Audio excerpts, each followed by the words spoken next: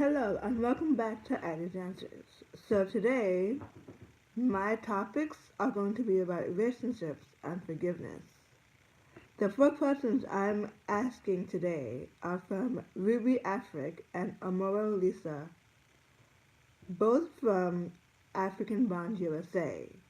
If you want me to answer your questions, all you gotta do is post them on my Facebook page, Addie's Answers, my Twitter page, Addie's Answers, on my Instagram page, IDs with a Z, answers.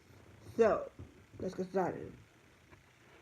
The first question is, what do you think is the basis for a healthy relationship?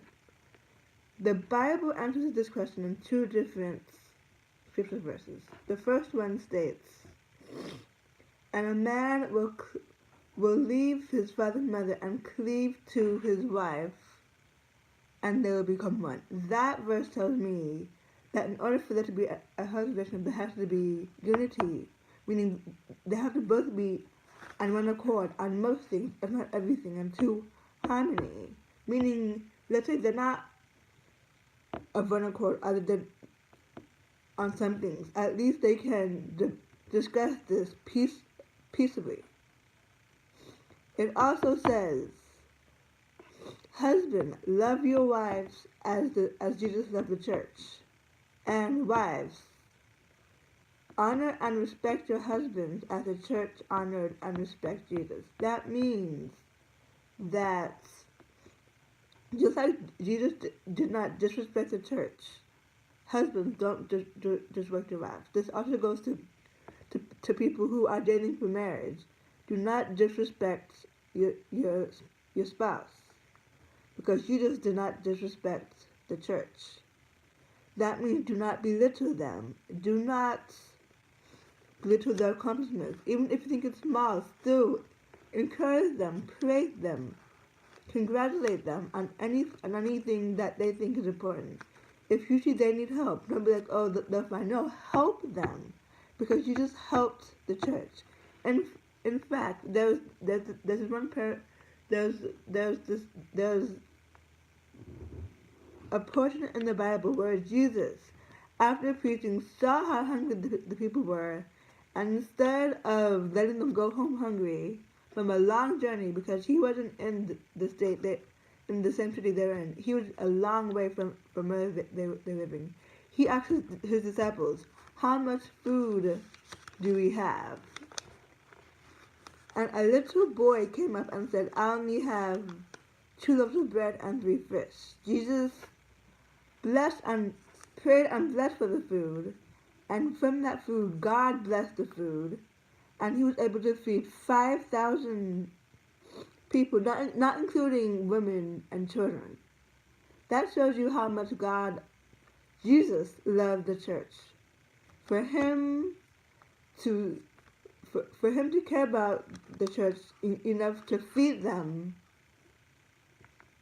and not send them away hungry. That means wives and husbands, if either of your spouses are going to work, and you know that they haven't eaten, and they aren't fasting, make them food. Yes, they can make their own food, but if other time is used, or if they didn't have time, period, make them food. That will show you that you appreciate them, that you love them, and that you care for them. Also, my personal opinion, communication is also the basis for a healthy relationship. Because how can there be a healthy relationship when there's no talking, there's no communication? How can the male know what the female wants if the female doesn't tell him, and vice versa? Basically, talk as often as you can, even if you have to answer random questions to find out. Do whatever you can. That is the basis for a healthy relationship, in my opinion. The next question states, by the way, all these questions are also posted down below in the description. The next question is from Amora Lisa. The first one was from Ruby Afric. The second one is from Amora Lisa. The second one states, not forgiving someone is like staying trapped in a jar of bitterness. Is forgiving that easy? It's not easy at all. I know from experience that forgiveness, especially if the offense was so horrible that even thinking about that person makes you want to strangle them. Forgiveness is not easy, but you are not forgiving for them. You are forgiving for you, because just like the question states, not forgiving is staying trapped in a judgment of businesses. Another saying says, not for, holding a grudge is like drinking poison and thinking that the other person will die. Basically, it's counterproductive, because the other person will probably forget what they did and live their life, while you are still sitting there fuming, angry, still thinking about what the person did. Yes, it's not easy. I know for a fact it's not easy. But you are forgiving for yourself. It says in the Bible, forgive others just as I have forgiven you. The Jesus' own people told told told Pilate to to crucify him. They spit on him. They mocked him. They tore his clothes. And yet Jesus, before he died, said, Lord, forgive them, for they know not what they do. He forgave them. The same people who spit on him, who mocked him, who tore his clothes, he forgave them. Who made him carry a heavy cross. This wasn't like the crosses we were on. Like, this was a heavy cross made of wood. This was literally two pieces of wood nailed together. And they made him carry it by himself, after whipping him with a 9-tailed whip. If you don't know what that is, that is a whip that had a huge ball with spikes everywhere, and they whipped him with it till he was bleeding. And they put a crown of thorns on his head, yet he still forgave them. So this is something that I had to learn myself. So if Jesus can forgive those people who did all that to him, why can't we forgive people who have done this to us? So no, forgiving is not that easy, but it's something that needs to be done. You have to do it right at the second no, because that is probably not like, that's probably not possible. But sometimes you need to forgive them. You need to put it in your heart to forgive them, because it also says, forgive others, because Jesus also says, because God also says, forgive others so I can forgive you. That means that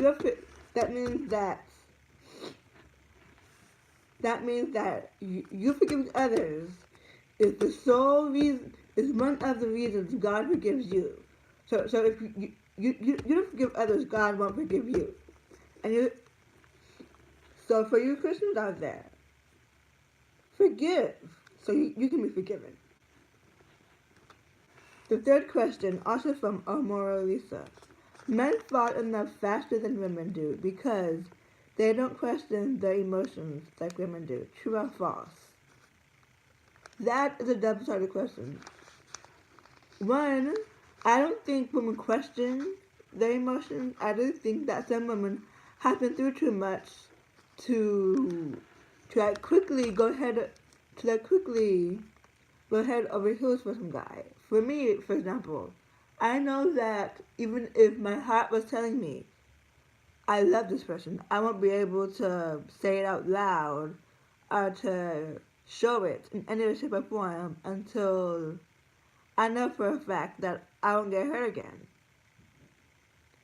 And I know I'm speaking to many other women out there who have been hurt over and over and over again because they followed their heart instantly and they got hurt. Or it took them a while and they still got hurt. So now they're like, I love you, but I don't want to get hurt again. So let me just wait and see what happens. So that this goes to say that I don't know why, I but I believe that men just bounce back faster than women when they're hurt.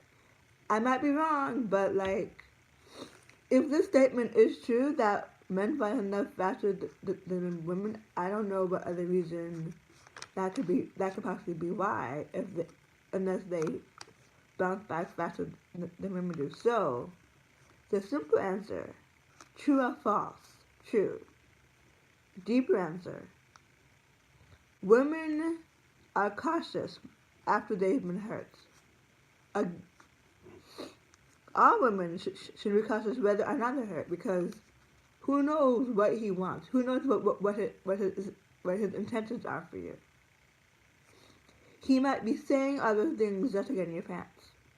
Or he could be saying these things because he actually means it and he wants to know how you feel.